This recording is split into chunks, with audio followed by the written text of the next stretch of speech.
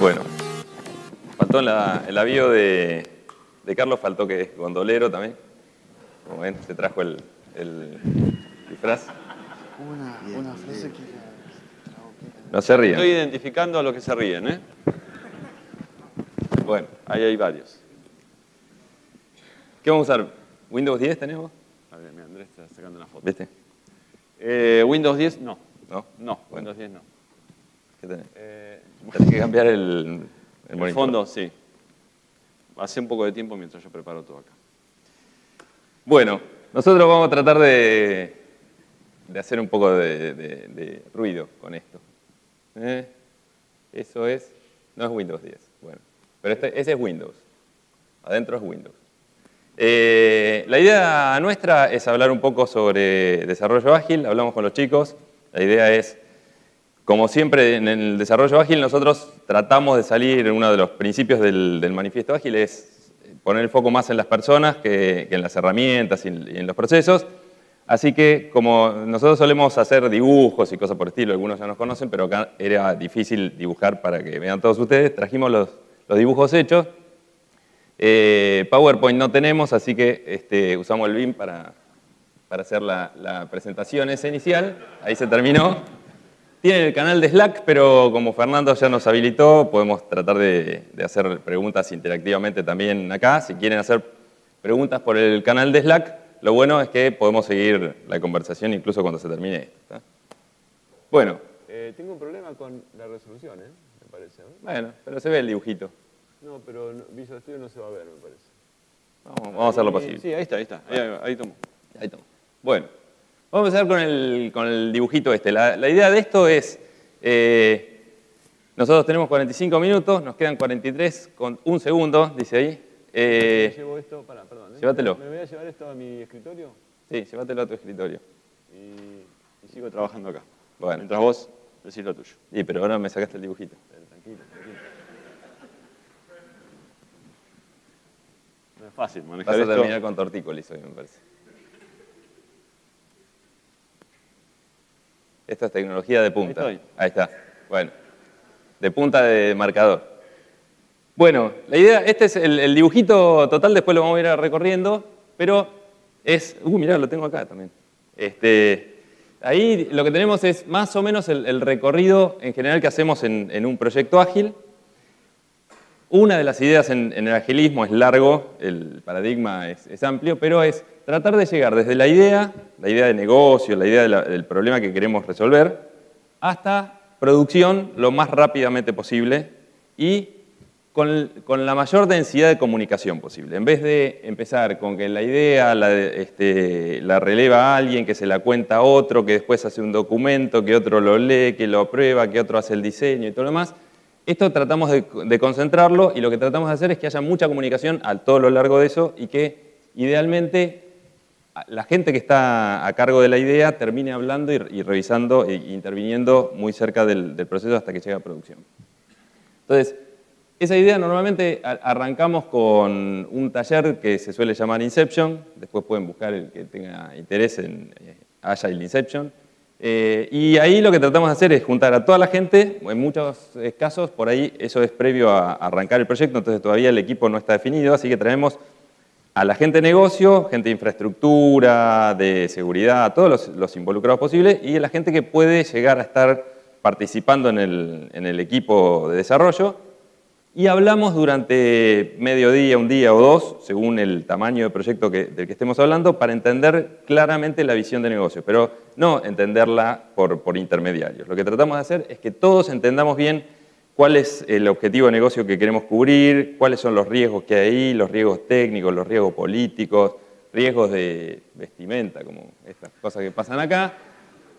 Y en base a eso, teniendo toda bien clara esa idea, ahí empezamos a bajar a detalle. Ahí vamos a ir a lo que es el Story Map, que es el dibujito que tenemos ahí abajo, donde lo que tratamos de hacer es pensar bien, creo que tenía uno, que está después del Story Map, ese del Inception. Pasame el otro, pasame la PPT, esta es la PPT nuestra. En el Story Map lo que tratamos de hacer, ahora les cuento por qué el muchacho está flaco ahí,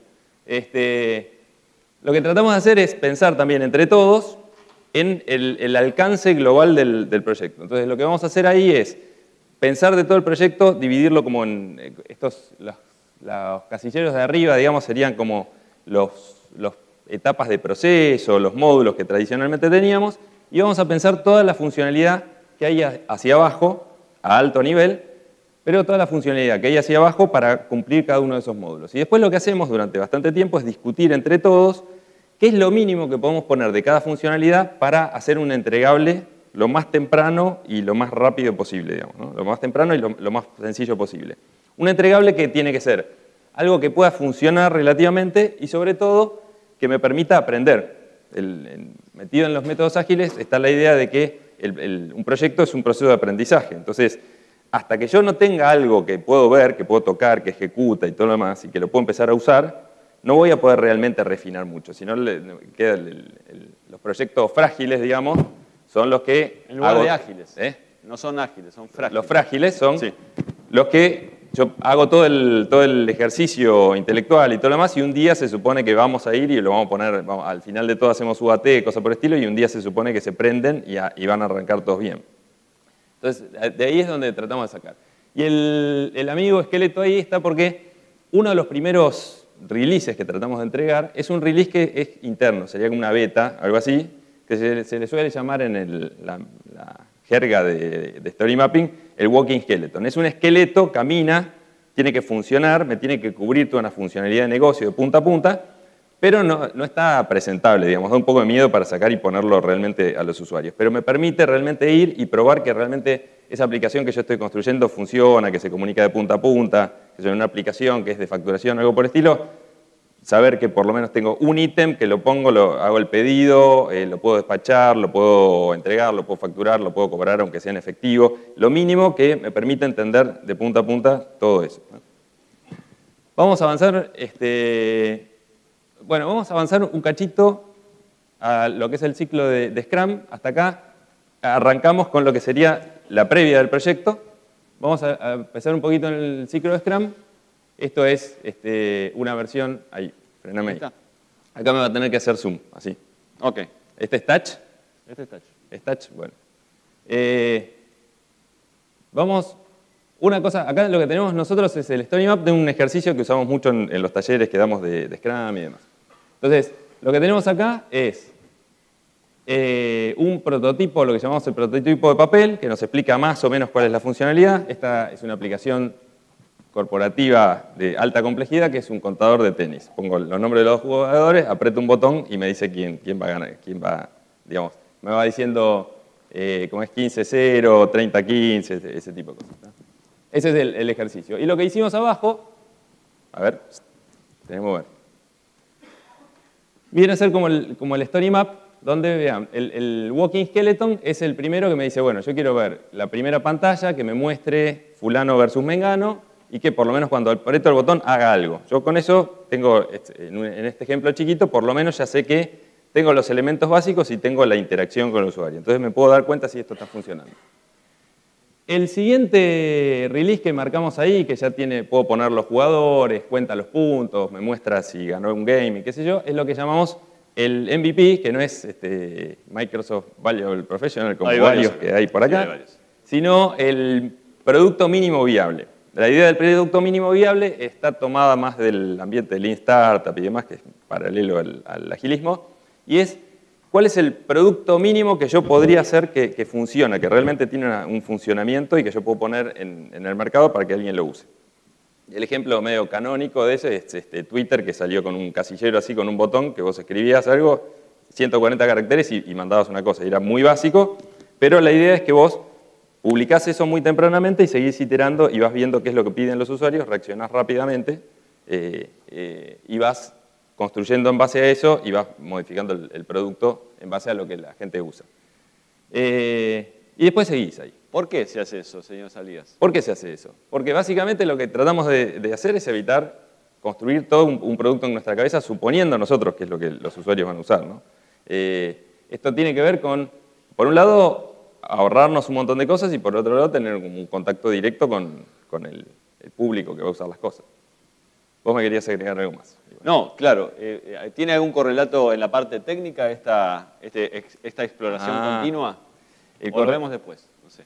El correlato técnico que tiene, digamos, el por qué es para reaccionar más rápidamente y para ahorrarme, digamos, el costo de hacer un montón de features que por ahí después no se usan.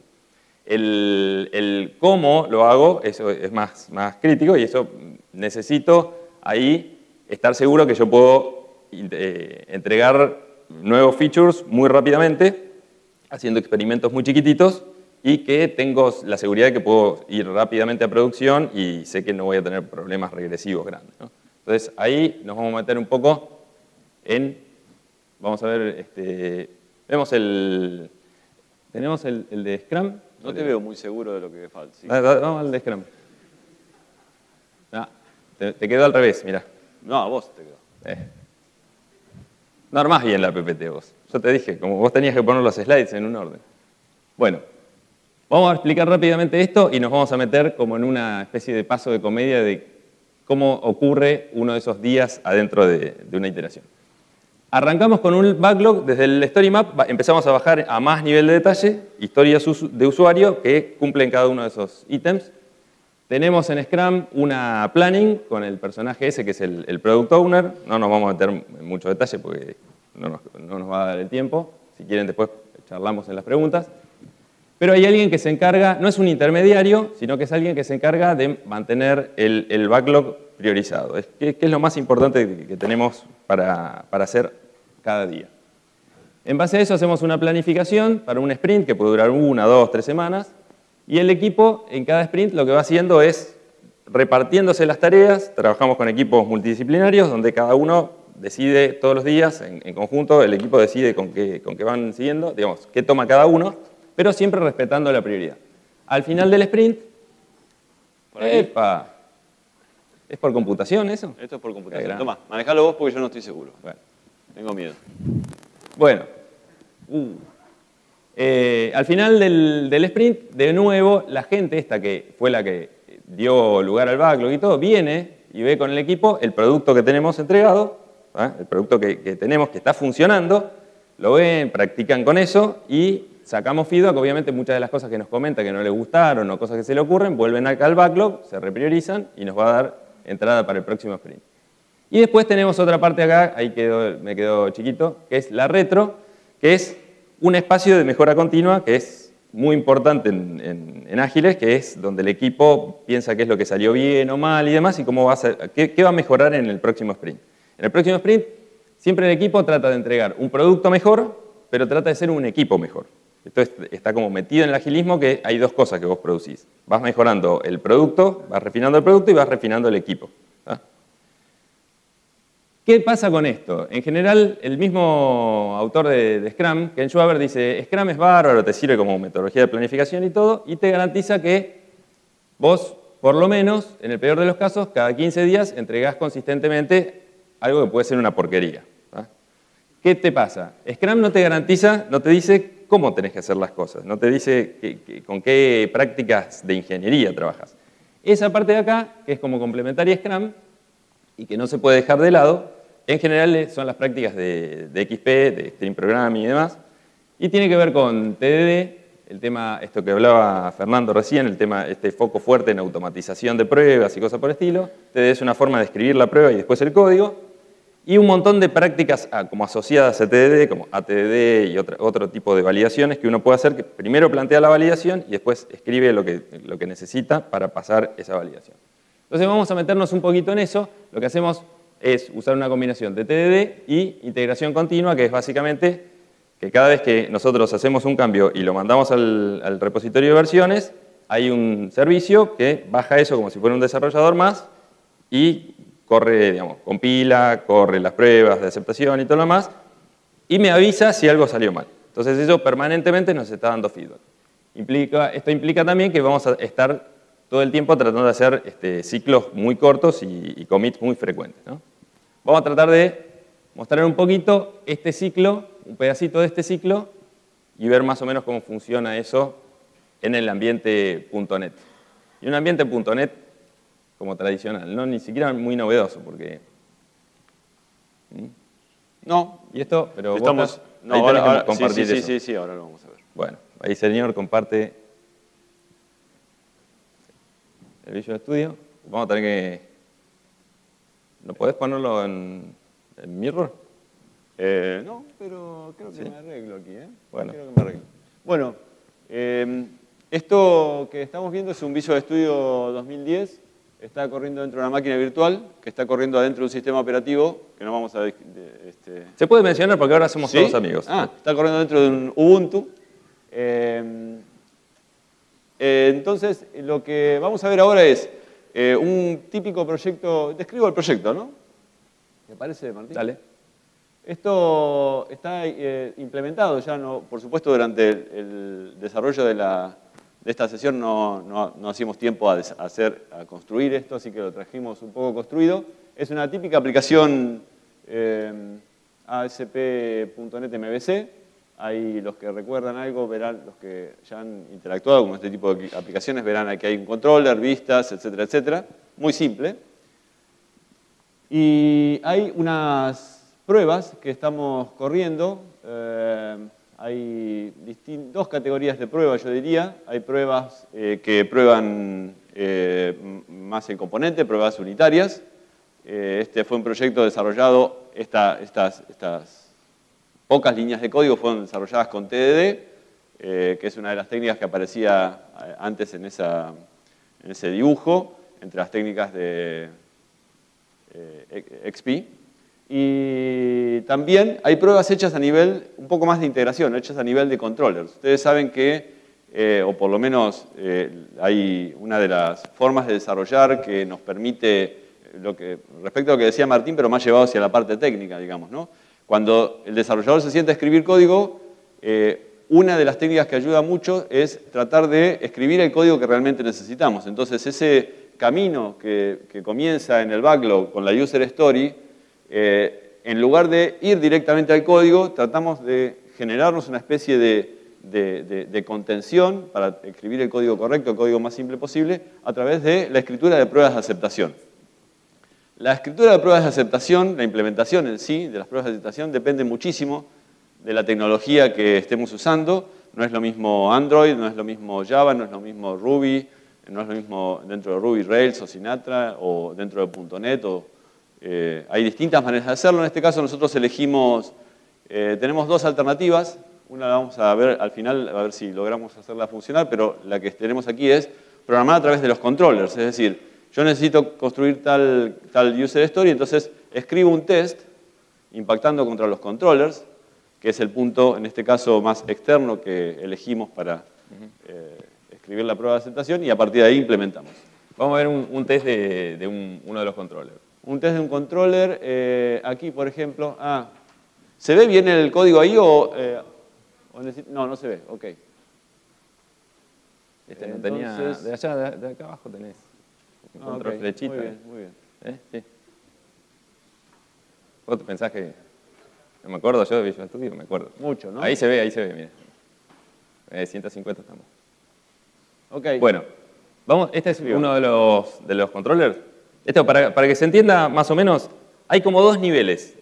Nosotros decimos que hay un nivel que es ATD, que sería escribir las pruebas de aceptación primero, y después están las otras que serían escribir las pruebas unitarias primero, que es TDD. Hay distintas formas de manejarlo. Es muy típico que cuando estamos haciendo aplicaciones web o móviles o aplicaciones que tienen una interfaz de usuario, porque muchas veces hacemos cosas de servicios puramente, lo que hacemos es, primero escribimos una prueba de aceptación, que es, cuando la aplicación arranque y demás, yo quiero ver tal cosa en la pantalla. Y a lo mejor la primera se resuelve, puedo escribir código de una vista o algo por el estilo, y se resuelve solamente ahí, digamos, porque todavía no tiene ninguna interacción. Después puedo decir otra que es, cuando voy en la pantalla y toco este botón, tiene que pasar tal cosa. Entonces ahí muchas veces lo que hacemos es forzamos a nivel de la vista o algo por el estilo que suceda eso, y en algún punto tenemos que empezar a hacer cosas que ya no están más en la vista, que son cosas que tienen que ver más con la lógica. Entonces ahí es donde bajamos a TDD. Primero vemos la integración, digamos, cómo se comporta, que la aplicación se comporta como nosotros queríamos desde la parte de afuera, y después en algún momento nos metemos en pruebas que son unitarias, que ya no van a la interfaz de usuario y demás, y que prueban los componentes de lógica internamente. ¿Por qué hacemos esto? digamos, me parece que lo importante es, cuando trabajamos de esta forma, el foco que tenemos es que de la historia de usuario que tenemos que trabajar, nos concentramos solamente en implementar lo estrictamente mínimo que necesitamos para implementar eso, digamos. Cuando estás haciendo ATDD es muy difícil que digas, pero ya que estamos, podríamos dejarnos un hook por si el día de mañana, porque vos solamente te concentrás en implementar lo que tenés a mano. Entonces lo que tiende a pasar es que te terminás teniendo un código como muy limpio y muy minimalista, donde no metes cosas hasta que no te llega algo en una historia de usuario que te justifica hacer eso y que tenés una prueba que realmente valida que eso está y está bien y funciona. En este caso, entonces, ¿qué hacíamos? A ver, la primera start page, por ejemplo, se fija. Claro, imagínense que ATDD implica que nosotros escribimos la prueba antes de tener el código que la va a pasar, ¿no? No vamos a profundizar mucho en la técnica, pero TDD y ATDD implica escribir la prueba antes. Entonces, el nivel de verificaciones que se hacen, piénsenlo que se están haciendo antes de escribir la vista, el controller, incluso y todo lo demás, ¿no?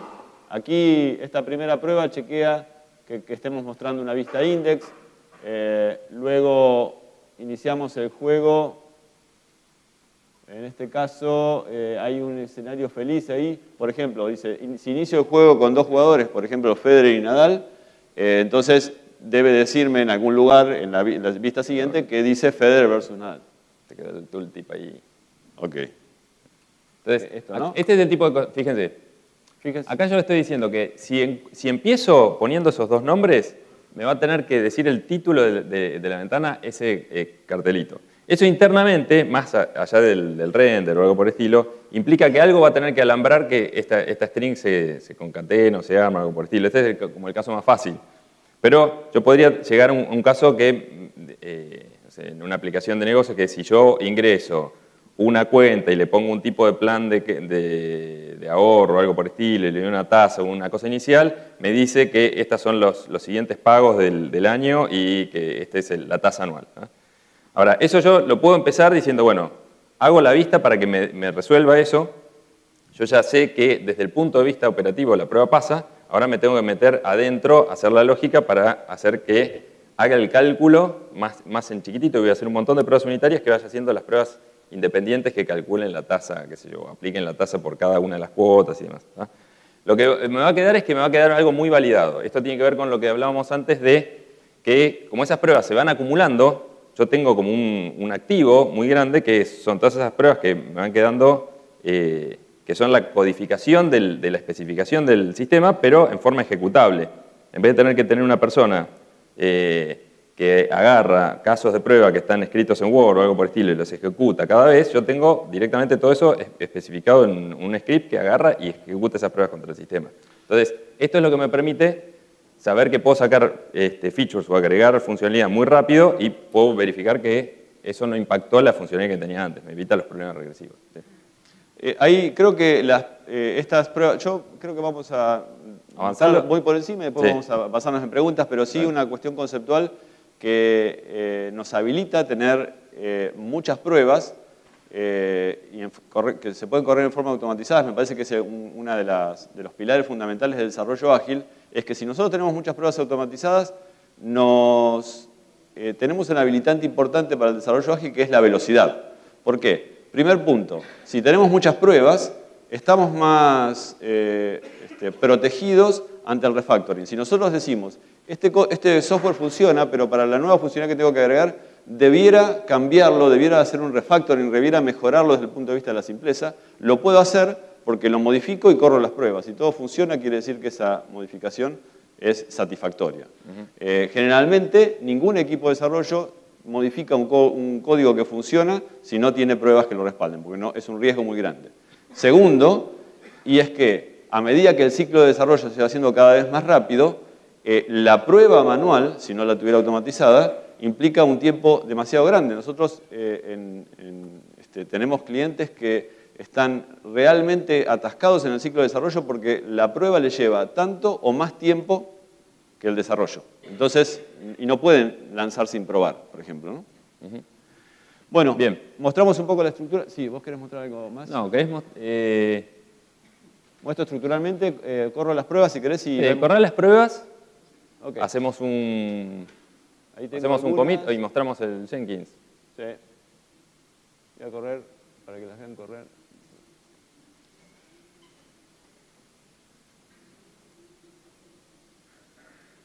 Bueno. Esto que están viendo aquí es el test runner de los amigos de JetBrains. Sí, de JetBrains, que auspician Ahí, las medialunas que se van a comer hoy a la tarde. Esto está corriendo ahí en el, dentro de Visual Studio. Esto es lo que hacemos normalmente como desarrolladores, lo vamos haciendo. Ahora, el tema es, como siempre, en nuestra máquina todo funciona. El problema es cuando yo hago el commit y después Andrés hace commit de lo de él, que en su máquina funcionaba, y ahí cuando vamos a integrar ya no funciona tanto, porque por ahí yo cambié, no sé, cambié una de mis pruebas o algo por el estilo, cambié el orden de los parámetros porque me di cuenta que no estaba bien un API o algo por el estilo, entonces en sus cambios funcionaba, y su parte funciona, pero juntos no. Hago el commit. Haga el commit. ¿Dónde estoy? Aquí. ¿Dónde estás? No tengo abierta la ventana de... Tuvimos que reiniciar la máquina virtual hace instantes antes de subir al escenario. Si no, mostrar el Jenkins de una y tiramos ahí. Es lo mismo. Yo lo que quiero es mostrar. Pero te puedo hablar. Acá, lo que nosotros estamos usando, lo tenés medio nublado el tema.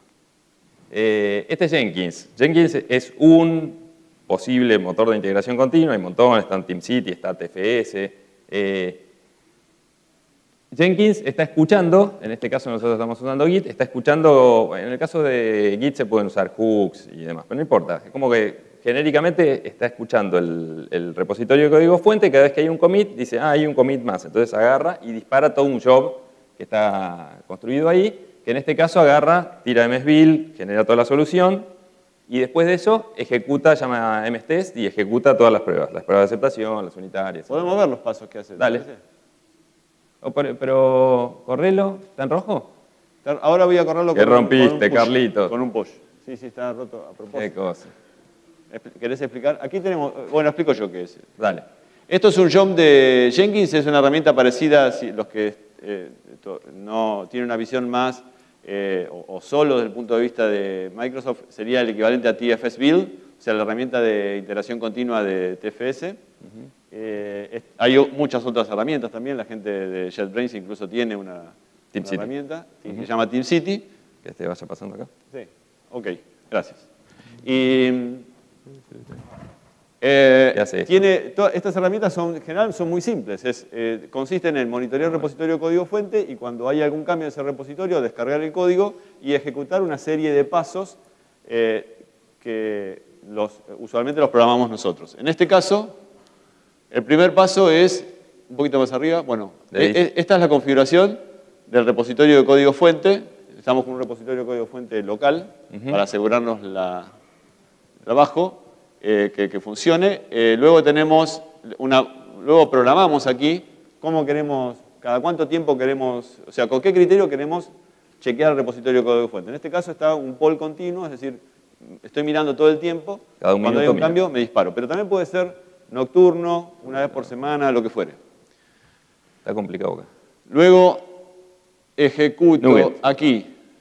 Bueno, esto es típico de una solución.net. Actualizo los paquetes desde Nuget. Digo, quiero que para esta solución, porque lo realmente valorable de un proceso de integración continua es asegurarme que mi software es construido correctamente en un ambiente agnóstico. Es decir, que más allá de la terminal de desarrollador, tiene que ser construido en un ambiente agnóstico y más puro. Entonces, lo que hago es descargo todos los paquetes de mi solución, Nuget Restore y el nombre de la solución, y luego llamamos msbuild.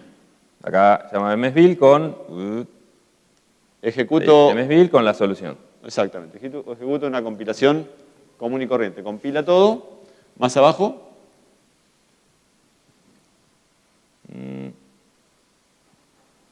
Acá. Acá tuvimos que poner, sí. Aquí estoy. El web server. Una de las pruebas que anulamos ahora, vamos a intentar correrlas después, corría la aplicación, instalaba la aplicación en un servidor de web de desarrollo, que es lo que estamos iniciando acá. Es el típico servidor de desarrollo de Visual Studio. Porque había ciertas pruebas que corrían contra un navegador. Es decir, levantan un navegador y hacen pruebas automatizadas. Después vamos a intentar correr esas si nos queda tiempo. Y por último aquí estoy corriendo las pruebas. Las pruebas que ustedes vieron recién que corrían dentro del runner de ReSharper, aquí las estoy corriendo a través de la herramienta nativa de Microsoft, que es MSTest. Estoy corriendo las pruebas. Si todo termina bien, hay nubecita, bola roja y nube, o bola verde, o no, bola azul ahora. y sol. ¿Ok? ¿Vos hiciste...? No, hay que hacer el push. roto? Hay que hacer el push. Hay que hacer el push. Bueno, venía a ver dónde lo hacías. ¿Por qué? Cosas importantes. ¿Por qué nugueteamos ahí ¿por qué hacemos el nugget antes de arrancar? Esto es algo que antes era más difícil. Nugget ayuda un montón en el tema de integración continua porque el problema es, si yo cuando agrego una librería o algo por el estilo, antes, en muchos casos, como no estaba bien automatizado ese manejo de dependencias, yo tenía que ir y asegurarme de hacerme un script o algo por el estilo, o si no, tenía que ir en el servidor de integración continua y asegurarme de instalar y dejar esa biblioteca.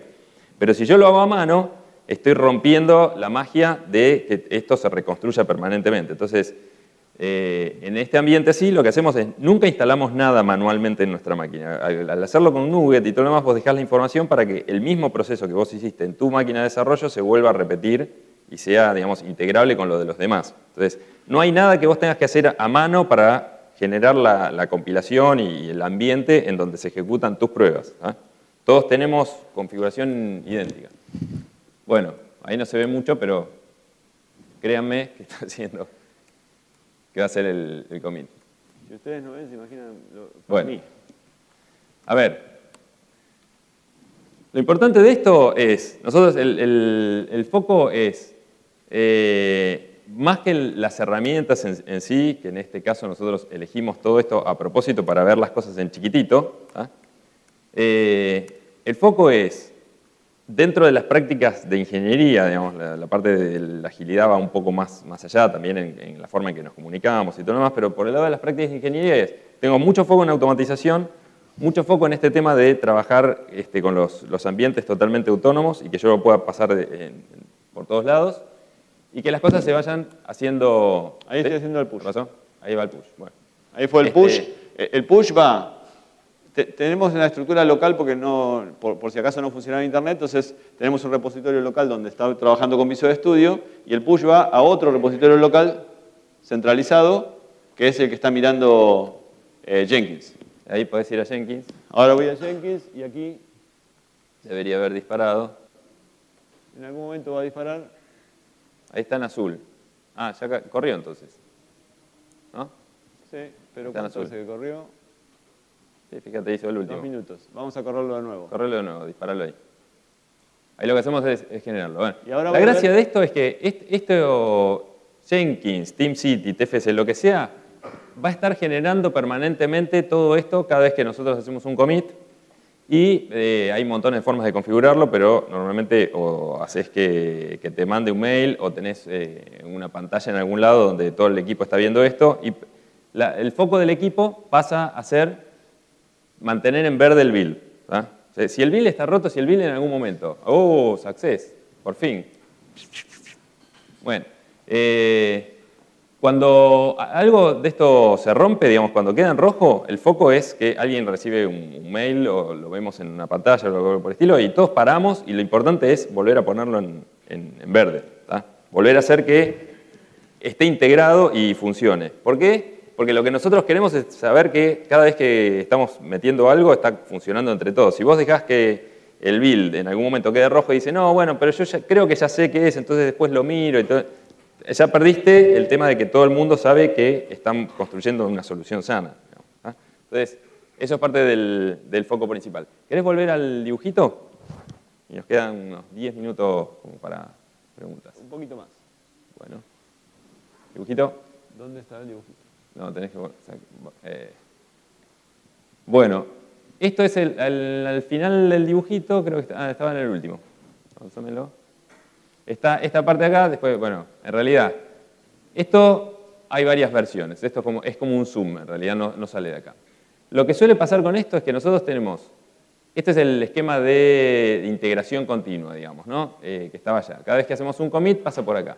Algo que podemos hacer que es el siguiente paso, en muchos casos, que es lo que me habilita realmente a sacar soluciones más rápido, es en algún momento este entregable, si los usuarios están contentos, podrían decir, esto está fenómeno. Como esto estuvo pasando de ambiente y funcionando en los distintos ambientes, lo que pueden decir, che, esto está bien, pasámelo a producción, y podemos hacer que con el mismo proceso, porque está todo automatizado, el pasaje de ambientes, la configuración, todo, agarre la configuración de producción, se ejecute todo en algún entorno de test más extensivo muchas veces, tipo más estilo QA, que se hacen pruebas de carga, cosas que por ahí en el entorno de desarrollo no tengo los recursos de hardware o de conectividad para hacerlo.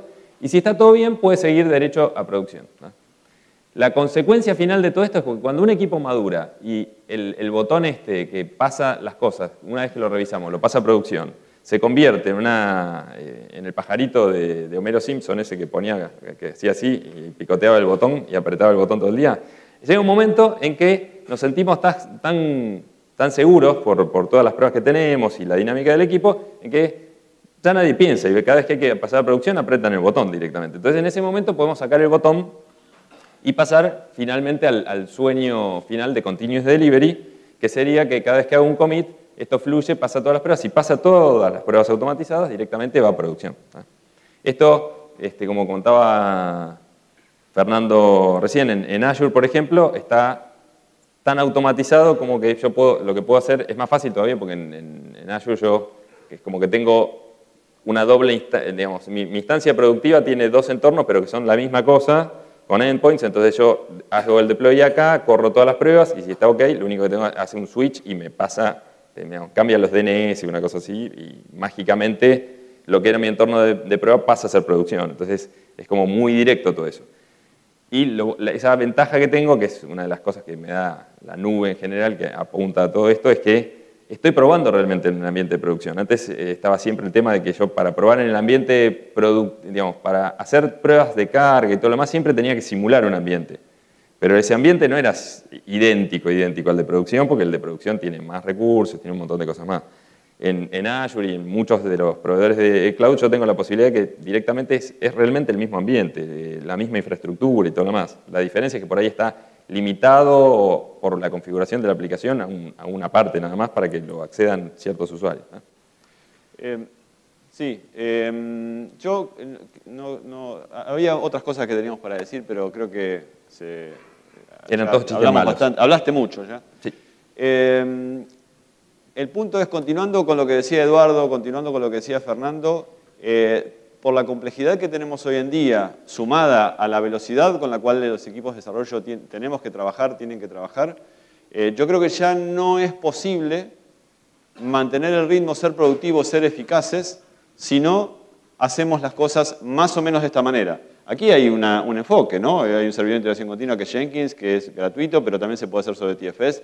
Ya nadie duda de que es necesario tener pruebas automatizadas, porque la forma de tener velocidad, de tener confiabilidad, o sea, no podemos ser rápidos si lo que hacemos no es de buena calidad, porque al fin y al cabo estamos atacándonos a nosotros mismos. Entonces, la forma hoy en día de tener velocidad sostenida implica que hay que tomarse algunos trabajos. Montar esto, en principio, para los que cuando yo estaba acostumbrado a Visual Studio, compilaba, iba a buscar los binarios, los compactaba y se los mandaba a un cliente. Hacer esto implica un pequeño esfuerzo, pero no crean que es tanto una vez que uno se acostumbra y tiene, como decía Fernando, construida, armada la arquitectura de cierta manera no muy difícil. Esto es posible y es sumamente liberador saber que yo, por ejemplo, en mi caso, yo algunos proyectos estoy trabajando como desarrollador y yo hago un commit al repositorio o un push y sé que eso, y le mando un mail al cliente y decir, mira, esto en un minuto va a estar instalado en el servidor de prueba, cuando puedas probarlo, si está todo bien, anda al Jenkins, aquí, como ese que vimos recién, y cuando vos quieras, el otro job, el que instala en producción, si a vos te gusta lo que está, presiona el botón para instalar en producción y en un minuto lo tenés en producción.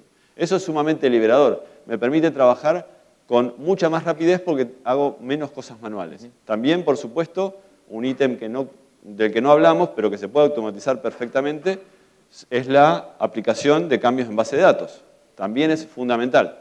las aplicaciones que, por ejemplo, hago, una de las maneras es cuando levantan, chequean la versión de base de datos. Si no es la versión correcta, toman los scripts, actualizan y luego inician. Bien. Bueno. ¿Algo más o preguntas? No, creo que estamos. Como resumen final, hay cosas. La parte técnica, hasta cierto punto, es más o menos de lo que nosotros manejamos. El desafío es que para lograr hacer estas cosas bien, lo que hay que trabajar mucho es en empezar a trabajar en grano más chiquito. Yo lo que necesito para tener realmente buen feedback con esta velocidad es hacer historias, features chiquititas, donde yo puedo hacer montones de commits por día, porque si yo hago todo esto, pero hago un commit chiquititas una vez por semana. Estas que están acá, chiquitas. Esas que están ahí, chiquitas, digamos, hacer cosas chiquitas que se van componiendo, digamos. No pensar en features enormes que me llevan 2 semanas enteras de un equipo terrible. Porque si no, no tengo ese nivel de feedback. Si yo estoy 2 semanas trabajando sin hacer un commit, obviamente en el medio hay montones de cosas que se rompen. Entonces, en general, la dinámica empieza a tener mucho impacto cuando yo hago, no sé, tengo commits cada media hora o cada 15 minutos en algunos casos. Si tengo muchos, todo el tiempo estoy viendo. Entonces, muy temprano, normalmente si está rojo el build, normalmente ya sé, incluso en el momento que lo veo rojo, digo, ya sé qué debe ser, incluso sin ver el error que me dio, porque hace 15 minutos que hice eso. Entonces, es fácil entender cuál es el problema, o alguien dice, che, ¿por qué esto ahora da tal cosa? Porque yo cambié. No sé, yo separé esa clase, la extraje, le cambié tal cosa. Entonces, es muy rápido corregir eso. Eso es parte de la dinámica. ¿Cuándo empezar, una cosa más, ¿cuándo empezar a aplicar este tipo de cosas? En la primera hora del primer día de la primera iteración del proyecto. Por favor, no dejen esto para hacerlo al final del proyecto porque obviamente pierde sentido. Pero por otro lado, no hace falta empezar a hacer todo inmediatamente, digamos, ¿no? El tema de ir, uno va incrementalmente, va diciendo, bueno, ahora que tengo pruebas, las pongo en el build server, y no tengo, bueno, después, una vez que tengo más o menos el tema de pruebas unitarias y lo voy viendo, puedo empezar a hacer pruebas de aceptación, porque las pruebas unitarias más o menos están más dentro del área nuestra. Las pruebas de aceptación ya van más al reemplazar la prueba manual del tipo que va y prueba directamente desde la interfaz y todo lo demás. Y después puedo seguir metiendo un montón de cosas que no hablamos. Puedo empezar a meterle en el servidor de integración continua, después de que pasó todas las pruebas, que aparte pase FXCOP o Codeanálisis, que pase StyleCOP, que pase análisis de dependencia. Hay un montón de cosas que yo puedo ir poniendo y que de a poco puedo ir subiendo de a pedacitos, de a poquitito, puedo ir subiendo la vara. No necesito pasarlo para que todo esté perfecto, sino saber exactamente dónde están los problemas más grandes. Y hay montones de formas en donde yo puedo ir graduando qué tipo de cosas rompe el build o no, digamos, qué es lo que me deja en rojo el build. ¿Tá? Señor operador, ¿le corta por favor el micrófono al señor? Por favor. Pregunta, por favor. Tiene que ver con el famoso tema de la estimación. En un proyecto tradicional, cascada, así, uno dice, bueno, este es el proyecto, se hace un montón se invierte en semanas en estimación, todo detallada, y se dice, bueno, esto va a tardar 7 meses y medio. ¿Ah? ¿Cómo es? La pregunta tuya es, ¿cómo hacemos la estimación en este caso? Hay dos partes. Primero es que normalmente el proceso tradicional me dice que son 7 meses y medio, y a los 7 meses y medio, usualmente no terminamos. Usualmente. No sé si alguno alguna vez terminó en tiempo, me puede levantar la mano. Usualmente no pasa. Bueno. En este caso, lo que nosotros hacemos es, le invertimos mucho menos tiempo a la estimación, no hacemos una estimación, llegamos a algo que nos parece que estamos conformes y que del lado del negocio estuvo conforme y tenemos toda esta historia de releases que están ordenados en cuanto a la prioridad de negocio. ¿Tá? Entonces, suponete que dio igual 7 meses y medio. Lo que va a pasar es que a lo mejor cada 15 días o cada mes vamos a tener un release. Y cada uno de esos releases va a ir sacando lo más importante de la aplicación. Entonces, ¿qué pasa? En el primer release, capaz que es lo más importante, pero es poquito, entonces es muy importante, pero todavía como que le falta un poquito. En el segundo, tercero, entregaste casi todo lo más importante, la mitad. Ahí estamos. El objetivo que tenemos con Ágiles es que, sobre todo cuando llegues a los famosos 7 meses y medio o a la estimación que vos tenías, por lo menos todo lo más importante está. Y aparte la aplicación está andando y estuvo andando mucho tiempo, digamos, ¿entiendes? Y sobre todo tuviste tiempo en los primeros releases hasta el final de aprender realmente cuáles eran las cosas que te habías imaginado que no eran correctas. ¿Sí? ¿Sirve? O sea, no hay ninguna técnica específica que ayude a estimar con exactitud. La diferencia en todo caso está en la ejecución. Te asegurás de que a los 7 meses y medio tenés lo mejor que podrías haber tenido en ese periodo. Podemos irnos al extremo y dejar de estimar también, que suele ser, pero da para toda otra charla, ¿no? ¿Nos queda tiempo de no sé, preguntas? A los organizadores. ¿Organizadores? No. ¿Sí? Vos cortás cuando... Vos el no malo cortás. es él. ¿Cómo juega esto de las entregas al final de la iteración con los métodos más técnicos de iteración continua y de entrega continua, continuous delivery? Bien, la iteración continua es simplemente un proceso de integración donde corres tus pruebas. Eso no, el cliente final no ve el resultado de esas pruebas a menos que mire la pantalla de Jenkins, porque puede estar interesado perfectamente. O sea, eso es una cuestión interna del equipo de integración continua. Te asegurás de que todo está continuamente sano y andando bien. El delivery continuo implica que cada cosa que termine pasa por un proceso de pruebas y se instala en producción. Por lo tanto, no es tan compatible contra la entrega cada 15 días. Continuous delivery, los equipos que trabajan con continuous delivery, que lo que terminan va a producción, trabajan más con un flujo de trabajo, algo más parecido a Kanban. Eventualmente lo que sí pueden aprovechar es que cada cambio se integra en forma continua y todas las noches un proceso como el de Jenkins compila todo e instala en un servidor de prueba que el cliente puede probar. Y cuando el cliente decide, dice, todas estas features van a producción. Al final de la iteración, por supuesto. Igual tiene que ver con un nivel de madurez, digamos, ¿no? Vos, si en muchos casos lo que se hace es vos trabajás con Scrum y demás, y lo que hace permanentemente y continuamente todo llega hasta un entorno de testing. Llega cuando pasó todas las pruebas, dio todo verde, verde, verde, verde en todas las distintas pruebas, el último dice, bueno, si todos los anteriores estuvieron verde, muevo todo esto y hago el deploy en testing. Entonces tu cliente va mirando todo el tiempo, cuando se le da la gana, en un entorno de testing. Y lo que pueden hacer es, pueden ir anticipándose, vos haces una review formal, estamos todos de acuerdo y se aprieta el botón que lo pasa a producción. Es un tema de madurez, el llegar en de madurez y tiene que ver también con el nivel de criticidad o el nivel de tolerancia a que haya algún fallo al pasar a producción, ¿tá? Según la aplicación. Cuando vos tenés esas condiciones que realmente el equipo, cada vez que vos pasás, no hay problemas en producción, nunca tenés, o sea, normalmente no hay problemas, por lo menos no hay problemas críticos. Y es repetible y todo lo demás. Y si hubiera un problema menor, la aplicación o el cliente final se banca, decir, no, bueno, es un problema menor, o lo volvemos para atrás, porque es parte importante del continuous delivery, es que vos tenés que poder hacer rollback inmediato, automatizado también. O podemos hacer eso, o podemos aguantarnos y corregirlo, porque son cambios muy chiquitos. Cuando estás en ese nivel de maduración, que lleva bastante tiempo, entonces podés ir a continuous delivery y ya te empezás a sacar el tema de que no necesitas tanto, trabajás sin los sprints, digamos, porque estás trabajando permanentemente, ¿sí? Pero normalmente llegás ahí cuando ya estás con una aplicación que está funcionando y que vos permanentemente estás retocándola y creciendo con eso, ¿sí? Ahí es donde te vas moviendo de Scrum a Kanban o alguna otra metodología, pero que mantiene más o menos los mismos principios, ¿no? Señor organizador, ¿nos vamos o no nos vamos? Bueno. ¿Estamos? Una cosa más. ¿Almuerzo? Siempre el almuerzo. Ah. Bueno. Una cosa más, siempre nos preguntan qué tecnología usábamos nosotros para hacer las presentaciones y que quedó tan buena. La quiero mostrar. Pero si me permiten, quiero mostrar, para editar las presentaciones, esta en particular, usamos una herramienta que se llama BIM. Salí. Luego, para mostrarla, No te acordabas los shortcuts. usamos una herramienta que se llama CAT también. Y el visor de imagen para pasar las presentaciones y las flechitas hacia adelante y hacia atrás. JPG es. JPG es el formato, no sé si, bueno, es un formato Es muy técnico, después lo dejamos para otra. Público. Bueno, muchas gracias.